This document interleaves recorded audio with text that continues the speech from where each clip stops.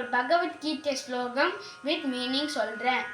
புருஷஸ்ய பரா பார்த்தா பக்த்யா லப்யாஸ்தபன்யய யஸ்யாந்தாஸ்தானி பூதானி ஏன சர்வம் இதம் ததம். மீனிங், எல்லாம் வல்ல பரம்பொருளை நாம் அடைவதற்காக ஒரே வழி அன்பு. எல்லா வகைன்னு அப்படி சொல்கிறேனே, அப்படின்னா என்ன? அப்படின்னா கடவுள் தூணிலும் இருப்பார், துரும்பிலும் இருப்பார்.